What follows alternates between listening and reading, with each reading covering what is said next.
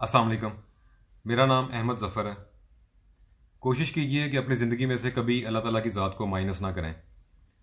अक्सर अमूमी तौर पे हम लोग इस तरह बातें करते हैं कि मैंने ये किया, मैंने वो किया, अगर मैं ये ना करता तो इस तरह हो जाता, अगर फ़लाँ इंसान ये काम ना करता तो इस तरह हो जाता, अगर फ़लाँ रिश्तेदार ये बात ना करता तो आज उसकी वजह से ये मुसीबत ना आती, क्योंकि फ़लाँ हुकूमत आ गई है और उसने इस तरह की पॉलिसीज़ बना ली हैं तो आज हमें ये दिन देखना पड़ रहा है। फ़लाँ हुकूमत होती तो ये हो जाता, फ़लाँ हुकूमत होती तो शायद इस तरह के हालात ना होते। मैं फ़लाँ वक्त में ये काम कर लेता तो शायद आज मुझे इतना प्रॉफिट हो जाता।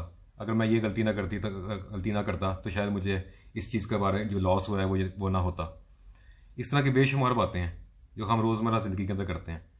इससे ये ज़ाहिर होता है कि हम अल्लाह ताला की ज़ात को अपनी ज़िंदगी के अंदर, उसकी जो अल्लाह की ज़ात की जो कुदरत है जो हमारे इर्द गिर्द है, जो हमारे डेली कामों के अंदर अल्लाह हमारे लिए असबाब पैदा करता है, हम उस चीज़ को उस चीज़ से इनकारी हैं। हम समझते हैं कि हमने जो कुछ करना है अपने बलबूते पे करना है। हम लोग अपनी ज़िंदगी में कुदरत का के अमल दखल को ना होने के बराबर समझते हैं। हम समझते हैं कि ज़िंदगी के अंदर इंसान ने जो कुछ अचीव करना है वो अपनी मेहनत और अपने बलबूते के ऊपर करना है। इंसान के बस में अल्लाह ताला ने सिर्फ दो चीज़ें रखी हैं, एक कोशिश है और एक नीयत है। रिज़ल्ट क्या निकलता है, क्या नतीजा निकलता है, ये अल्लाह ताला के पास है। नतीजा इंसान के बस में कभी भी नहीं, ना था, ना है, ना होगा। आपके बस में सिर्फ दो काम है जो आप कर सकते हैं, एक कोशिश कर सकते हैं और दूसरी अपनी नीयत को साफ रख सकते हैं। हमारे माशरे में अनफॉर्चुनेटली अगर कोई इंसान जेल में चला जाता है या किसी इंसान से कोई गलती सरजद हो जाती है तो हम उसी वक्त उसके ऊपर जो है वो जजमेंट पास कर देते हैं। हम समझते हैं कि इस इंसान ने ज़रूर गलती की होगी जिसकी वजह से जेल में गया है। मैं हज़रत यूसुफ अलैहिस्सलाम का वाक़या यहाँ पे कोट करूँगा। अगर आपने कुरान मजीद तर्जमे के साथ पढ़ा हो तो यकीनन आपने पढ़ा होगा उसके अंदर कि हज़रत यूसुफ अलैहिस्सलाम के भाइयों ने उनको एक कुएं के अंदर फेंक दिया था, जिसके बाद वहाँ से काफ़िला गुजरा, उनको वो हज़रत यूसुफ अलैहिस्सलाम मिले, उन्होंने जाके बाज़ार में उनको बेच दिया।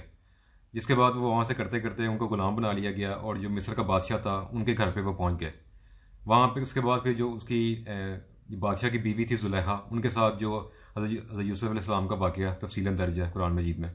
उसके बाद उनको जेल में डाल दिया गया, लेकिन अल्लाह ताला की ज़ात की कुदरत थी कि उनको फिर जेल से निकाल के अल्लाह ताला ने उसी मुल्क का उनको हुक्मरान और बादशाह बना दिया। कुदरत ज़िंदगी में अगर किसी इंसान के साथ इस तरह मिसहैप हो जाता है, कोई इंसान जेल में चला जाता है, अक्सर ऐसा होता है कि कोई इंसान बेकसूर होता है, गुनाह भी और करता है लेकिन कोई बेकसूर जो है उसका नाम लग जाता है और वो जेल में चला जाता है। हम ये बात क्यों नहीं समझते कि कुदरत की तरफ से, अल्लाह ताला की तरफ से इस तरह लिखा हुआ था तो इंसान के साथ ये ज़िंदगी में ये मामला पेश आ रहे हैं। अभी एक साल भी नहीं हुआ, मैं आपको यहाँ पे एग्जाम्पल कोट करूँगा कि तकरीबन एक साल पहले अफ़गानिस्तान का जो वाक़या पूरी दुनिया ने देखा है। अफ़गानिस्तान के अंदर अमेरिका ने 10-15 साल तक लोगों को, वहाँ के जो तालिबान हैं उनको जेलों में फेंक के रखा था। 10-15 साल की जेल में सजाएं काटने के बाद आज अल्लाह ताला की ज़ात ने उन्हीं लोगों को अफ़गानिस्तान के अंदर वजारतें अता कर दी हैं। उन लोगों के पास पूरे मुल्क की हुक्मरानी है। ये वो लोग थे जो आज से 10-15 साल पहले जेलों में सड़ रहे थे और लोग समझते थे कि ये हमेशा यहीं पे रहेंगे, लेकिन अल्लाह ताला की ज़ात की कुदरत देखें कि आज उनको जो है जेलों से निकाल के मुल्क का सरबराह बना दिया। हर काम के पीछे अल्लाह ताला की हिकमत होती है।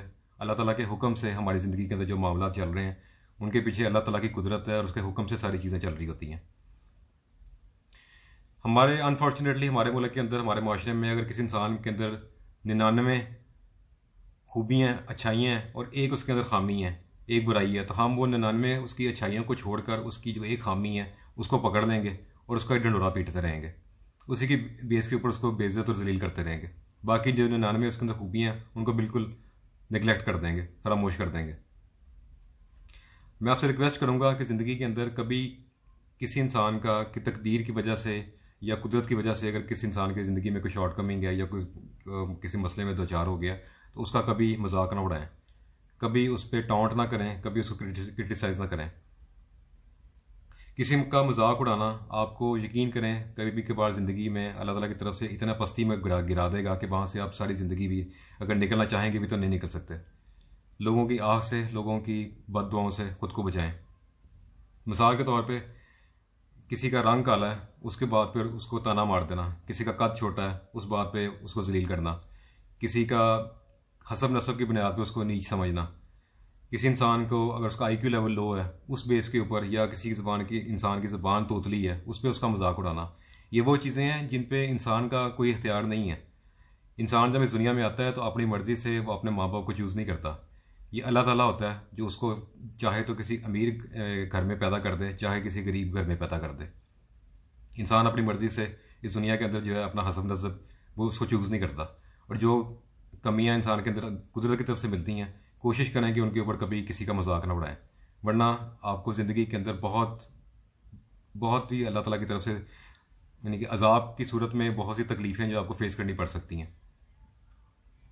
जहाँ से रिस्क कमा रहे हो, मैं आपको रिक्वेस्ट करूँगा कि जहाँ से भी आप रिस्क कमा रहे हैं, आप अगर मोबाइल या लैपटॉप से रिस्क कमा रहे हैं तो कोशिश करें कि उस मोबाइल या लैपटॉप के ऊपर कोई गलत किस्म की चीज़ ना देखें। अगर आप किसी दुकान पे या अपनी की फैक्ट्री या कोई भी कारोबार चलाते हैं तो जिस जगह से आपको रोज़गार मिलता है, अल्लाह अल्लाह आपको रोज़गार देता है, रिस्क देता है, वहाँ पे झूठ ना बोलें, वहाँ से किसी का हक ना मारें। ये छोटी छोटी टिप्स हैं जो ज़िंदगी के अंदर अगर इंसान को अपना ले तो इंसान की ज़िंदगी के अंदर जो आने वाली बहुत सी परेशानियाँ मुसीबतें हैं, आप उनसे खुद को बचा सकते हैं। लोगों को छोटी छोटी बातों पर ताने देने, इससे गुरेज करें। हर इंसान के ऊपर अपनी जजमेंट पास ना करें। कोई इंसान अपनी ज़िंदगी के अंदर क्या कर रहा है उसको लोगों को उनके हाल पर छोड़ दें। अल्लाह अल्लाह जाने और उसके बंदे जाने। हमें चाहिए कि हम सिर्फ अपनी ज़ात के ऊपर फोकस करें। अल्लाह ताला ने हमें दुनिया में जो भेजा है, किसी पर्पज़ के लिए भेजा है, उस पर्पज़ को तलाश करें और अपनी ज़िंदगी जो अल्लाह ताला के अहकामात के मुताबिक गुजारने की कोशिश करें, ना कि हर वक्त दूसरों की टो में लगे रहें और दूसरों के ऊपर जो है वो तंज और क्रिटिसाइज़ करें। मिसाल के तौर पे हमारे ज़िंदगी के अंदर अल्लाह ताला कुरान में फरमाता है कि तुम इंसान चाह भी नहीं सकता अगर अल्लाह ना चाहे। अल्लाह के हुक्म से हमारी ज़िंदगी के अंदर हर मामला, हर काम पेश आता है।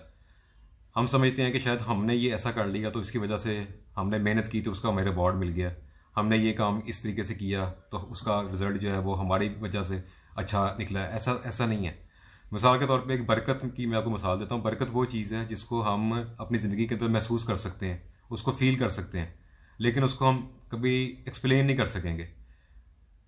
लेट्स सपोज अगर अल्लाह ताला ने किसी इंसान की ज़िंदगी में उसकी रिस्क के अंदर बरकत डाल दी है, उसकी सेहत के अंदर बरकत है, उसकी औलाद फरमा बरदार है, उसको घर में अपने इर्द गिर्द के माहौल में सुकून अल्लाह ताला ने दे दिया है, तो ये उसको ये वो बरकत है जिसको वो सिर्फ अपनी ज़िंदगी के अंदर महसूस कर सकेगा। लेकिन इस बरकत को अगर वो डिफाइन करना चाहेगा, लोगों के साथ एक्सप्लेन करना चाहेगा तो वो नहीं कर सकेगा। इसी तरह हमारे इर्द गिर्द अल्लाह ताला की कुदरत हर वक्त मौजूद है। अल्लाह ताला हमारे लिए असबाब पैदा कर रहा है।